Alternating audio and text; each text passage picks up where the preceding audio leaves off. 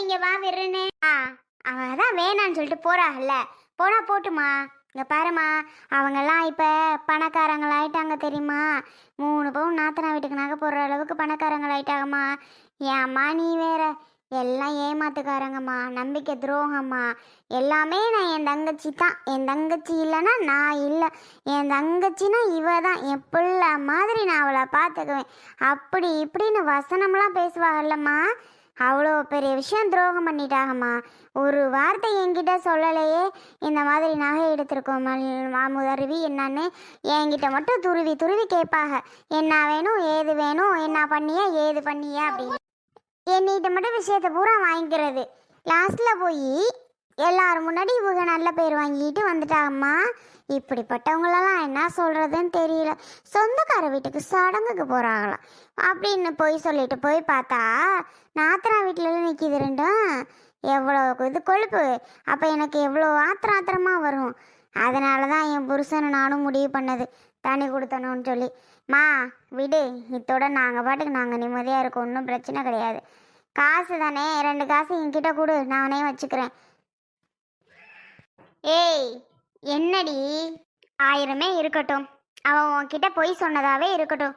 ஏண்டி, அவள் புருஷன் கூட உன்கிட்ட பொய் சொல்லியிருக்கலாம்ல, அவளா கூட பண்ணியிருக்க மாட்டாள்ல. அதெல்லாம் யோசிச்சு பாரு. மல்லிகா பற்றி உனக்கே தெரியும் அருவி.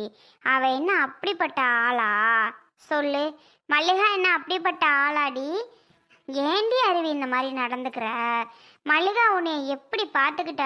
நீ குழந்த பிறந்தப்பவும் சரி, எவ்வளோ டைம்லேயும் மல்லிகா உன்னைய அப்படி தான் பார்த்துக்குவா.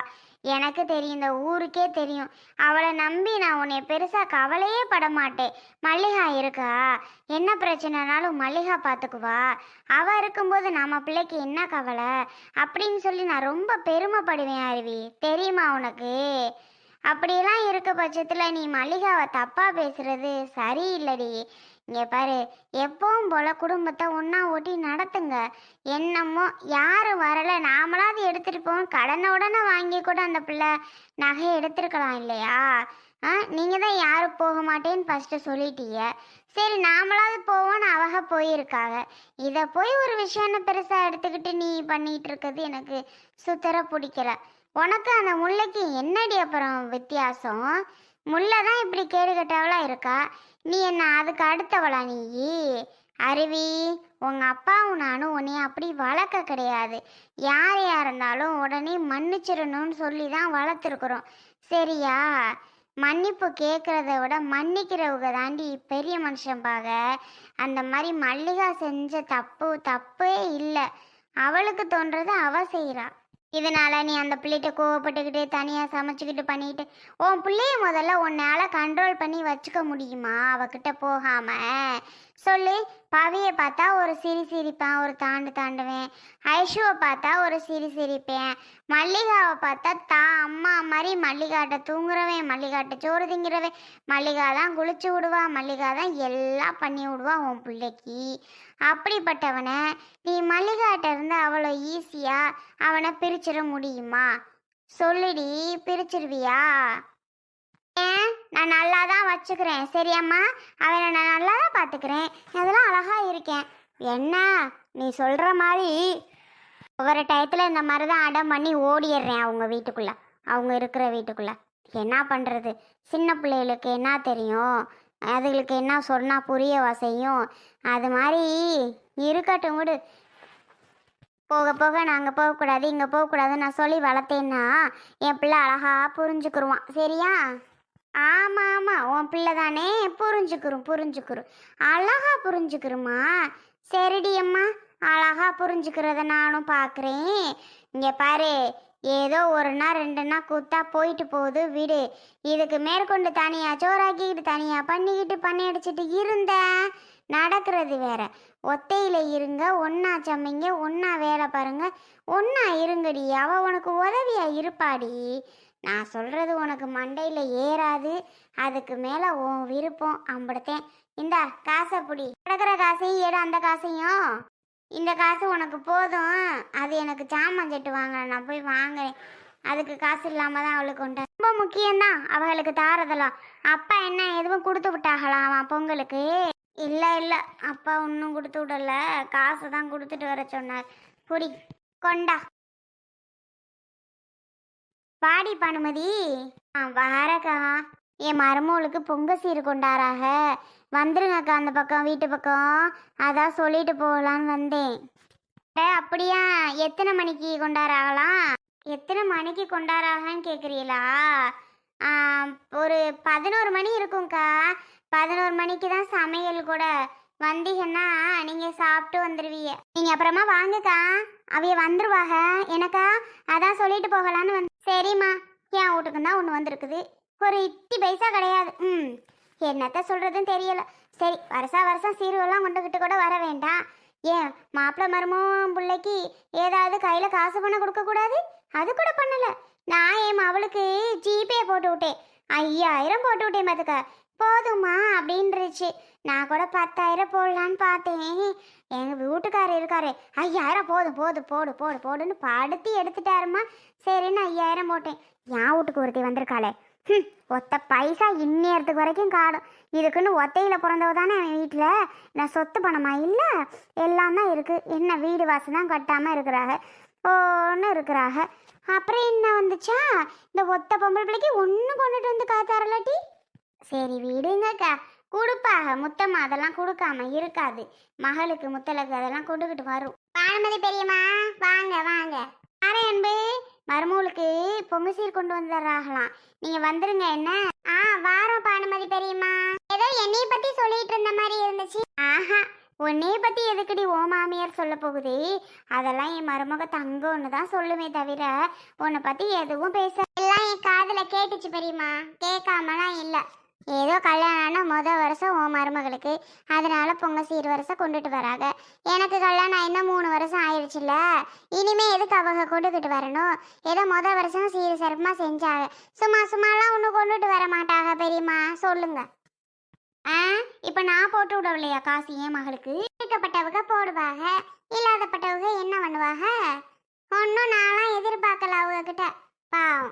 அப்புறம் என்ன, அவளே எதிர்பார்க்காம இருக்காமுல்ல, உனக்கு என்ன வந்துச்சு? சரி இருங்க வாரேன். ஏய், நீ பேசாம வேணான்னு சொல்லிட்டு இருப்ப, 4 பேர் என்னை கேட்க மாட்டாங்க உன் மருமகளுக்கு என்ன சீர் கொண்டு வந்தாங்கன்னு. 4 பேர் என்னைகிட்ட கேட்க மாட்டாங்களா? சொல்லுடி, கேட்பாங்கல்ல என்கிட்டையும். நான் அவகிட்ட பெருமையா என் மருமகளுக்கு அம்புட்டு வச்சு கொடுத்தாங்க, என் மருமகளுக்கு இம்புட்டு வச்சு கொடுத்தாங்க நான் சொல்லுவேன்ல. வச்சு கொடுத்தா தானே நான் சொல்கிறதுக்கு. இங்கே தான் ஒன்றும் வரலையே, அப்போ 4 பேர் என்கிட்ட கேட்கும்போது நான் என்னத்த சொல்கிறது? ஏன் பெருமையாக சொல்லுங்க, என் மருமக அதெல்லாம் வேணான்ட்டா, நான் அதெல்லாம் வேணான்ட்டேன், ஏன் அவங்க படுற கஷ்டத்தில் அதெல்லாம் கொடுத்துக்கிட்டு பரவாயில்ல அப்படின்னு நான் சொல்லிட்டோம் அப்படின்னு பெருமையாக சொல்லுங்க. இதில் என்ன இருக்கு? நீ வேணா பெருமையாக சொல்லிக்கிட்டு தெரியலாம், எனக்கெல்லாம் அது பெருமை கிடையாது. சரியா? வந்துட்டான். ஏம்மா அன்பு, அத்தாச்சி வா. முத்தலகு, நல்லா இருக்கீங்களா அத்தாச்சி? இங்கனக்குள்ள இருக்கிறோம், பார்த்துக்க வச்சுக்க கூட முடியல. எங்க அன்பு, மருமே எங்க, அண்ணே எங்க, என் பேரன் எங்கடி? வாமா. பேரன் தூங்குறான், மருமே வேலைக்கு போயிட்டாரு, மாமாவும் தான் வேலைக்கு போயிட்டாகம்மா. வா உட்காரு, வா. காஃபி போட்டாரவா? வேண்டாம்தா, இப்போதான் வர காஃபி போட்டு நானும் அப்பத்தாலும் குடித்தோம். அப்பத்தா கூட என் கூட வாரம்னுச்சு, அப்புறம் ஆள் ஒரே தட்டு ஓட்டம், போய் வாட்டிட்டு வரத்தா நீ போயிட்டு வந்துருச்சு. அப்படியே தாத்தா வந்தேன். அத்தாச்சி உட்காரு, ஏன் நின்றுக்கிட்டு? இருக்கட்டும் இருக்கட்டும். சரி அத்தாச்சி, எனக்கு வீட்டில் வேலை கிடக்கு, நான் வந்த வேலையை முடிச்சுட்டு நான் போகணும். மறுமையே மண்ணெல்லாம் இருந்தால் தேவலன்னு பார்த்தேன், யாரும் வீட்டில் இல்லையோ? ஏன் அவங்க வேலை வெட்டிக்கு இல்லையா? உனக்கு வேலை இருக்கும்போது அவங்களுக்கு வேலை இருக்காதா என்ன? அவளுக்கு வேலையெல்லாம் கிடந்துக்கு போயிட்டா பார்க்க. ஆமாம் ஆமாம், சும்மா இருந்து என்ன செய்யறது? யார் 4 காசு கொடுப்பா? சரியத்தாச்சி, இந்தாங்க இந்த காசை பிடிங்களே. ஏன் முத்தலகு என்கிட்ட தர? அத்தாச்சி, யாருக்கிட்ட கொடுத்தான? வீட்டில் ஊத்தவங்க நீங்க, உங்க கையில தான் நான் தரணும்.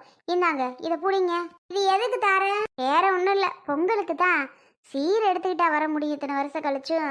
கையில் காசு கொடுத்துட்டோம்னா நீங்கள் எதோ செலவுக்கு வருதுக்கு ஆகும், அதுக்கு தான் காசை கொடுக்கலான்னு முடிவு பண்ணினேன். இந்தாங்க தாச்சி, எட கையில் தான் வாங்கிக்கிட்டாதான் என்னவா? ஏன் வாங்கிக்க கூடாதா என்கிட்ட? அப்படியெல்லாம் இல்லை, வாங்கிக்க கூடாதுன்னு என்ன இது?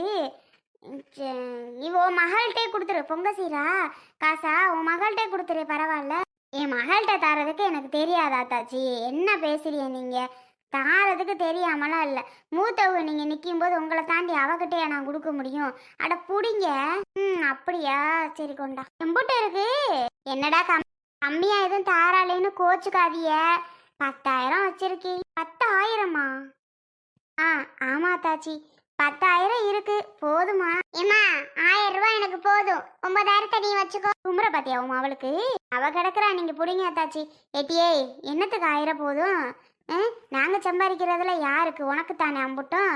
பிச்சு புடியும் பிச்சு இந்த பேச்செல்லாம் பேசிக்கிட்டு தெரிஞ்சு என்ன அத்தாச்சி நீங்க புடிங்க புடிங்க அத்தாச்சி. அண்ணன் வந்தோன்னு அண்ணன்கிட்ட கொடுத்தாலும் சரி, மருமையை வந்தோன்னு மருமையிட்ட கொடுத்தாலும் சரி. சரிங்களா? இந்தாங்க. முத்தலகு உக்காரு.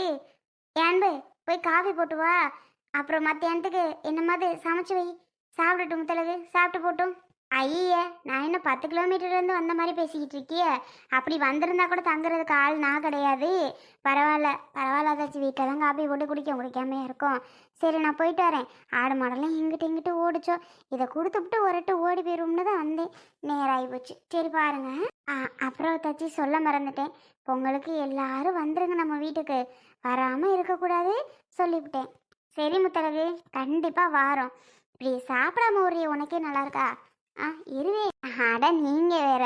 அதெல்லாம் ஒன்றும் பிரச்சனை இல்லை, சாப்பிட்றதுக்கு என்ன. சரி வரேன். ஏம்மா, இப்பதான் நீ வரல, நம்ம வீட்டில் இருந்து யாரும் வரல, எனக்கு எதுவும் கொடுக்கலன்னு ஒரு மாதிரி பேசினாங்க. இப்போ வந்து நீ அவங்க கையிலே கொடுத்து மூஞ்சி கிடைச்ச மாதிரி பேசுறது எனக்கு ரொம்ப ஹாப்பியாக இருக்குமா. நிஜமாவே சந்தோஷமா இருக்குன்னா பார்த்துக்கோ.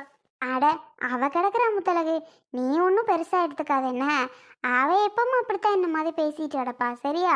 நீ ஒன்றும் பெருசாக எடுத்துக்காத. சரி சரி சரி, பார்த்து போயிட்டு வா. சரிங்க தாச்சி. மறந்துடாதியே பொங்கலுக்கு நம்ம வீட்டுக்கு வரணும். அதை மெயினாக சொல்கிறதுக்காக வேண்டிதான் நான் வந்தேன். சரி போயிட்டு வரேன்.